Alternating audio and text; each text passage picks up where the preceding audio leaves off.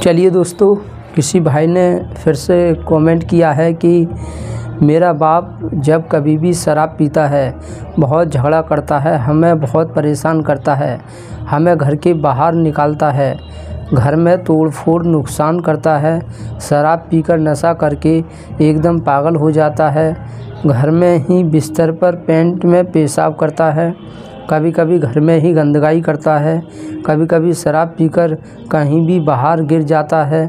बहुत नीच आदमी है, बहुत बड़ा नशेड़ी है। सिर्फ शराब ही नहीं, गांजा, चिलम, भांग, तम्बाकू, बीड़ी, सिगरेट भी पीता है। माँ भी लगभग ऐसी ही है। बचपन से लेकर जवानी तक मैंने सिर्फ दुख ही देखा है। पता नहीं पिछले जन्म में क्या पाप किया था जो ऐसा जन्म मिला। तो देखिए,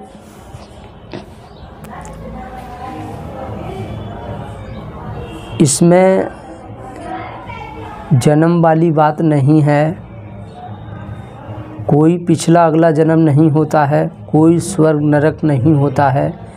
इन चीज़ों पर विश्वास बिल्कुल ना करें। जो पाखंडी धर्म गुरु हैं उन्होंने इस तरह की बातों को फैलाया है ताकि किसी का ध्यान हमारी चालाकियों पर ना जाए और हम काफ़ी अंधविश्वास को फैलाएं, पाखंड को फैलाएं, हमारी दुकान चलती रहें, लोग हमें दान करते रहें और कभी भी उनका ध्यान हमारी चालाकियों पर ना जाए। वरना अगर इनका ध्यान किसी और की चालाकियों पर जाएगा तो कुछ दिनों बाद ये हमारी चालाकियों पर भी ध्यान देंगे, जिससे हमारा धंधा बंद हो जाएगा, हमारे स्वार्थ पर चोट पहुंचेगी। तो इन बातों पे बिल्कुल विश्वास ना करें। देखिए, होता क्या है, जब कोई इंसान हमारे साथ गलत कर रहा है और कोई हमसे बोल देता है कि ये पिछले जन्मों का फल मिल रहा है, पिछले जन्मों में कुछ गलत किया है उसका ये फल मिल रहा है, तो इससे पता है क्या होता है, हम फिर ध्यान नहीं देते हैं, हम उसकी मार खाते रहते हैं, जुल्म झेलते रहते हैं। हमको ऐसा लगता है कि शायद ये सब कुछ भगवान कर रहा है, भगवान पिटाई लगवा रहा है, इस वजह से हम पिटाई खा रहे हैं। हमने हकीकत में कुछ बुरा किया है पिछले जन्म में, इस वजह से ये हमें झेलना पड़ रहा है। तो हमारा ध्यान जाता ही नहीं है चालाकियों पर। हम सहते रहते हैं और सारी ज़िंदगी निकल जाती है, मर जाते हैं और उसकी चालाकियों को आज तक कभी समझ ही नहीं पाते। हमको ऐसा लगता है कि तो भगवान ही कर रहा है, जब भगवान से तो बड़ा कोई है ही नहीं। जब मैंने पिछले जन्म में गलत किया है, भगवान मेरे साथ गलत कर रहा है, तो मेरी क्या औकात है मैं इस जुल्म को रोक पाऊँ, जो मेरे साथ गलत हो रहा है मैं इसको रोक पाऊँ। मेरी क्या औकात है भगवान के सामने। इस वजह से वो ध्यान ही नहीं देता है। फिर होता क्या है, ऐसे ही अगर किसी इंसान के साथ गलत हो रहा है, जुल्म हो रहा है, वो हम उससे बोलने लग जाएं, भाई तू इतनी बर्दाश्त क्यों करता है, क्यों इसकी मार खाता है, क्यों इसकी जुल्म सहता है, और वो बोलने लग जाए कि क्या करूं, मैंने पिछले जन्म में कुछ गलत किया है, उसका फल मिल रहा। हम बोले नहीं, ये ऐसा नहीं है,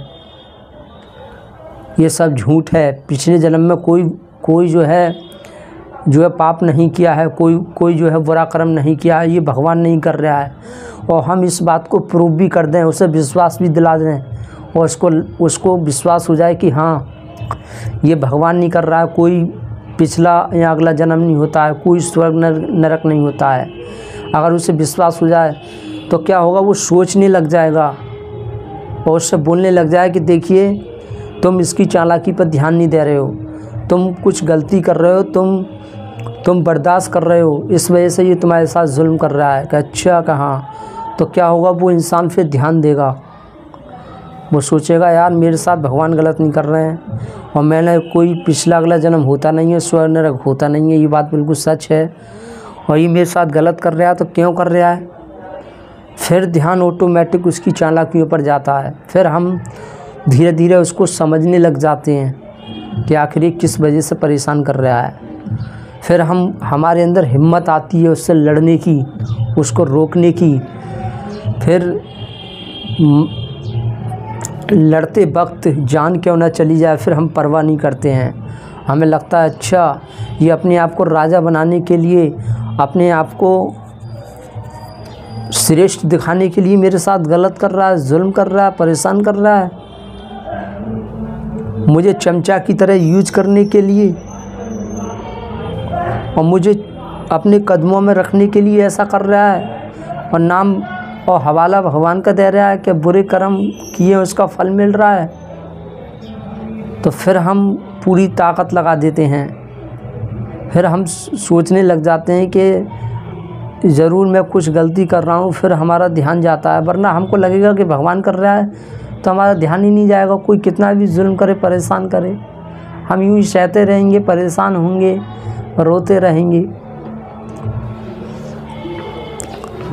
तो ऐसे ही जब आपके पिता आप इतने कमज़ोर हैं कि उनसे पिट लेते हैं और आसानी से घर में से बाहर निकल जाते हैं, और जब घर से वो धक्का मार के निकाल देते हैं, तो आप डायरेक्ट पुलिस स्टेशन क्यों नहीं जाते?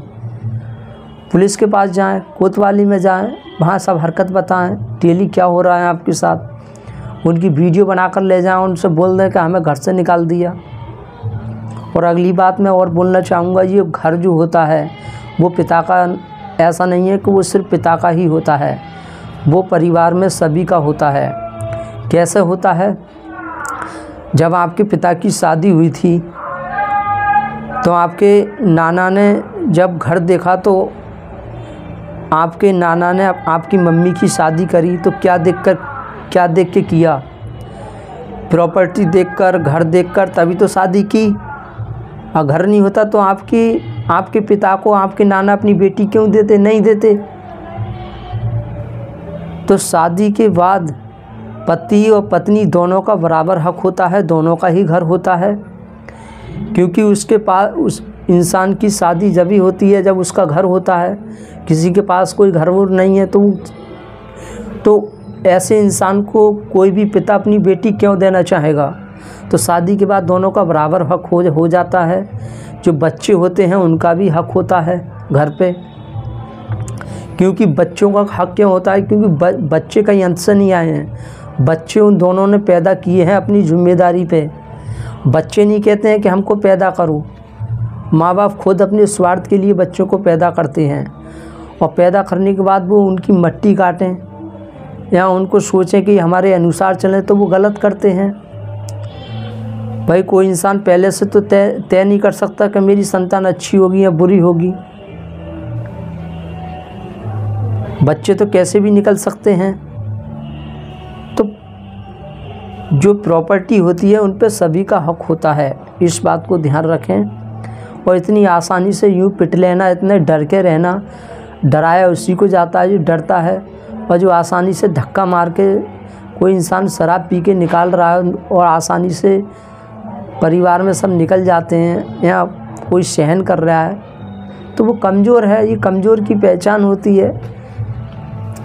देखिए इससे होता क्या है, सहन करने से कोई इंसान शराब पी कर परिवार में रोज़ तोड़ फोड़ कर रहा है, करने के बाद अगर उसकी सहन करते रहते हैं ना, तो क्या होता है, अंदर एक गुस्सा इकट्ठा होता रहता है। और हम बोलते हैं कि यार मैं इसे काफ़ी दिनों से देख रहा हूँ, ये बहुत बदतमीज़ी कर रहा है, रोज़ पी का आता है, रोज़ तोड़ फोड़ करता है, रोज़ इस तरह से। मैं कई दिन से इससे देख रहा हूँ, कई दिन से मैं परेशान हूँ। और ऐसे कर कर के गुस्सा इकट्ठा होता रहता है। जब वो बम बनता है तो फिर हम कुछ ऐसा करते हैं, इससे क्या होता है, दोनों तरफ से विनाश होता है। फिर हम और ज़्यादा परेशानी को दावत दे देते हैं और ज़्यादा परेशानी में फंस जाते हैं। बाद में हम बोलते हैं कि यार काश मैं शुरू में ही बर्दाश्त ना करता तो कितना अच्छा होता। अगर मैं शुरू में बर्दाश्त नहीं करता तो आज यहाँ तक नौबत नहीं आती, आज ये यहाँ तक नौबत आई है। इससे क्या होता है, ज़्यादा समय के बाद या कोई किसी का सिर फाड़ देता है, या कोई सुसाइड कर लेता है परिवार में, या कोई हद से ज़्यादा किसी को हानि पहुंचा देता है, किसी की जान ले लेता है, या चालाकियाँ खेलने लग जाता है। बर्दाश्त करने से इंसान फिर चालाकी खेलने लग जाता है। इस बात को ध्यान रखें। कोई इंसान मेरे साथ गलत कर रहा है, मैं उसकी बर्दाश्त कर रहा हूँ, मैं इंतज़ार कर रहा हूँ ये सुधर जाएगा, वो नहीं सुधर रहा है। तो फिर मैं उसे टोकता हूँ या रोकने की कोशिश करता हूँ, तो फिर वो चालाकी खेलता है, चालाकी दिखाने लग जाता है। तो यहाँ तक नौबत ना आने दें कि कोई इंसान हमें चालाकी दिखाने लग जाए। शुरू में ही गलत को बिल्कुल बर्दाश्त ना करें, चाहे पिता को घर छोड़ना पड़े, चाहे आपको घर छोड़ना पड़े, कुछ भी हो, जो गलत है उसको बिल्कुल बर्दाश्त ना करें। और जो परेशानी सॉल्व होती है वो बताने से ही सॉल्व होती है। जो प्रॉब्लम है, प्रश्न है, समस्या है, उसको अच्छे से बताना आना चाहिए, और तभी हमारी समस्या का समाधान मिलता है। और दूसरी बात, आपने बोला है कि बचपन से लेकर जवानी तक दुख ही मैंने झेले हैं, दुख ही मैंने देखे हैं। तो देखिए, जो दुख आते हैं वो हमारी सोच पर निर्भर करते हैं। दुख आते हैं तो हमें लगता है कि यार ये क्यों आ रहे हैं। जब हमारी सोच नेगेटिव होती है तो हम दुखी होते हैं, परेशान होते हैं, उसका समाधान नहीं ढूंढते, हद से ज़्यादा चिंता करने लग जाते हैं। लेकिन जब हमारी सोच पॉजिटिव होती है तो ये दुख हमें मजबूत बनाते हैं। जैसे जब हम अभ्यास करते हैं, व्यायाम करते हैं, एक्सरसाइज करते हैं, जिम करते हैं, तो हमारा शरीर तगड़ा होता है। और जिम करते समय हमें पसीना निकलता है, थकान भी होती है, और हद से ज़्यादा दर्द भी होता है। लेकिन उसी से फिर हमारी बॉडी बनती है, हमारा शरीर बनता है। ऐसे ही ये दुख परेशानी हमें होशियार करने के लिए, सतर्क करने के लिए, हमें लोगों से सावधान रहने के लिए ये दुख और परेशानियाँ आती हैं। तो जब ये आए तो इनका सॉल्यूशन हमें देखना चाहिए और घबराना नहीं चाहिए। और जब तक इंसान जीता है, परेशानी हर किसी के पास आती है। किसी को ये ना सोचें कि दुनिया में ऐसे भी लोग हैं जिनको कोई परेशानी नहीं आई है। परेशानी सभी को आती है, लेकिन कुछ परेशानियों से टूट जाते हैं तो कुछ परेशानियों से निखर जाते हैं, मजबूत हो जाते हैं। तो परेशानियों से टूटना नहीं है, परेशानियों से अपने अंदर हौसला पैदा करना है, अपने अंदर जुनून लाना है, अपनी समझ और ज्ञान को बढ़ाते रहना है, अच्छी वीडियोज़ को देखते रहना है। Thank you very much.